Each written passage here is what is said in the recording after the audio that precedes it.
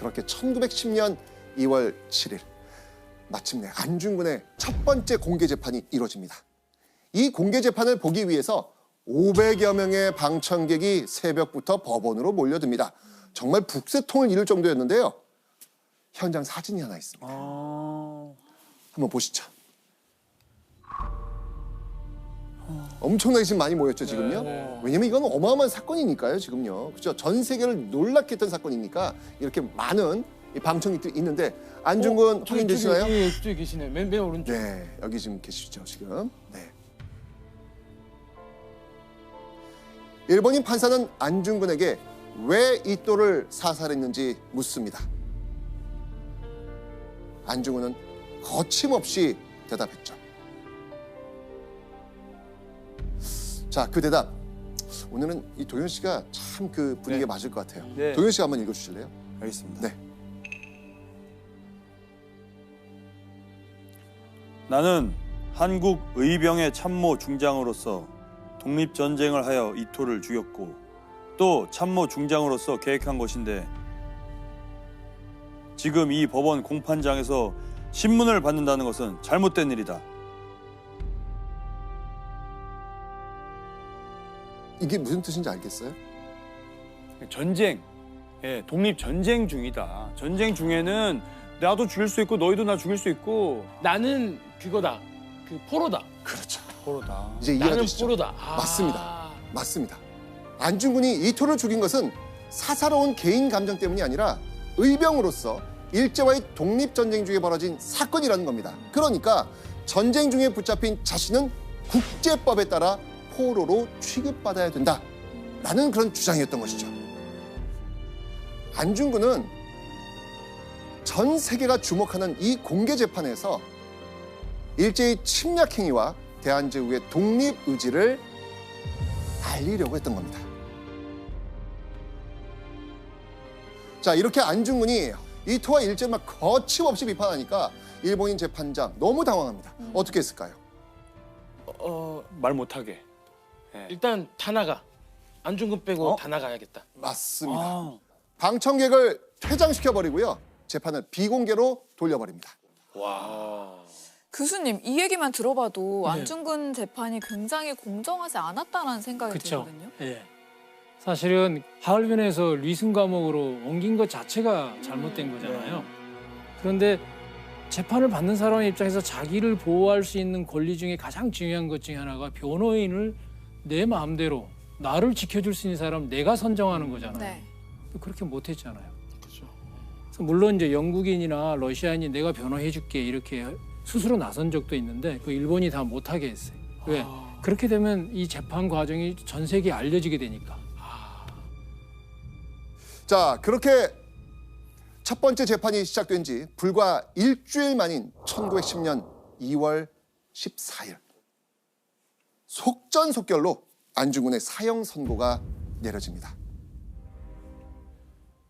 자, 이 사형 선고를 들은 안중근의 앞엔 하염없이 눈물을 흘리는 사람들이 있었습니다.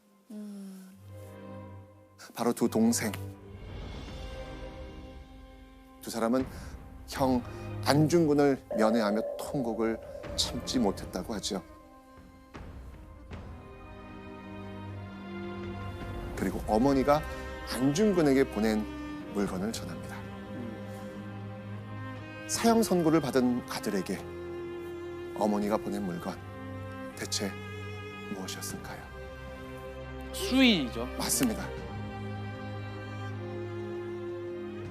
도현 씨, 이 자식에게 수의를 보내는 어머니 심정은 어떨까요? 이거는 뭐 자식이 아기든 어른이든 부모보다 먼저 그런 일이 있다는 거는 부모도 그 앞으로의 삶이 정상적인 삶을 살기가 어려울 정도의 슬픔이 아닐까. 맞습니다. 하지만 안중근의 어머니는 그 비통한 심정을 전달하기보다는 마지막까지 담담하게 아들의 항일 투쟁을 응원하는 길을 택한 것이죠.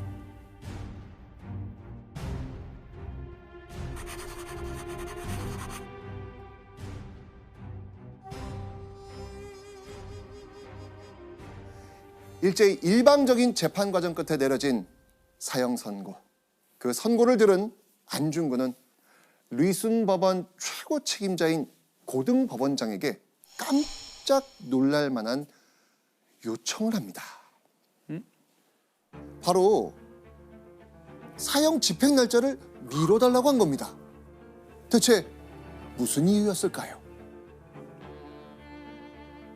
왜 그러지? 바로 이걸 남기기 위해서였습니다. 맨 오른쪽에 뭐라고 적혀있는지 혹시 읽으실 수 있을까요? 동, 양인가? 양, 뭐지? 동양평화론. 맞습니다. 동양 평화론. 안중근이 사형 집행일을 미뤄달라고 한 이유, 판결의 부당함 아니었습니다. 죽음을 미루고 싶은 마음 아니었습니다. 안중근이 원했던 것은요, 바로 이 동양 평화론을 집필할 수 있는 시간이 필요했기 때문입니다. 교수님, 그 안중근이 얘기하는 동양평화론이 어떤 거예요? 뭐예요? 안중근의 동양평화론을 이야기한 핵심은 내가 이토 히로부미를 죽인 15가지가 있는데 그 14번째가 동양평화를 깨트린 죄예요. 그러면 반대로 안중근은 어떤 면에서 동양평화를 이야기했을까? 청, 대한제국, 일본 세 나라가 서로 주권을 인정하고 국제기구를 만들어서 서로 안정되게 협력하고 교류하는 이런 사회가 동양평화를 달성하는 사회다. 그런데 저 당시에 평화라는 단어는 굉장히 낯선 언어였어요. 그만큼 저 당시에 저런 문제를 사고한다는 것 자체가 선진적인 거다. 자, 이렇게 안중근의 동양 평화론에는 대한제국만의 이익이나 일제를 향한 분노가 담겨 있지 않습니다. 안중근이 제시한 동양 평화의 방법은 세 나라가 동등한 입장에서 노력하는 공동체 정신이었습니다.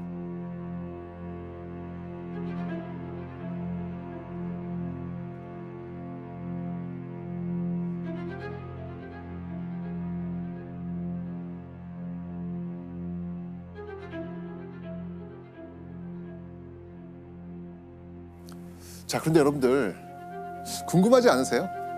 이 동양 평화론이 어떻게 남은 자료일까요? 그러니까 이거를 남겨줄 리가 없을 것 같은데. 그렇죠, 당연하죠. 자, 오늘날 확인 가능한 이 동양 평화론은요, 일본 국립국회 도서관이 소장하고 있는 필사본이라고 합니다. 당시 일제히 전체 법원과 재판관을 통제하던 사법성이라는 기관의 한 일본인 관리가 안중근의 이 동양 평화를 보고 감탄을 하면서 밤을 새워 필사했다고 알려져 있어요.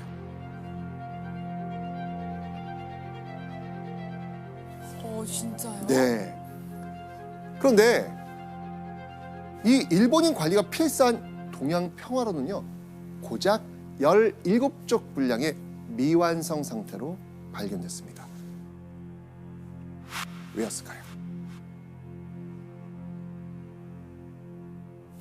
쓰다가 돌아가신 건가요? 맞습니다. 일제가 결국 안중근의 요청을 받아주지 않은 겁니다. 그러니까 들어줄 리가 없죠. 그렇죠.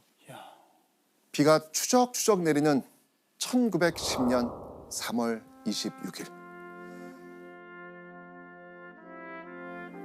결국 안중근은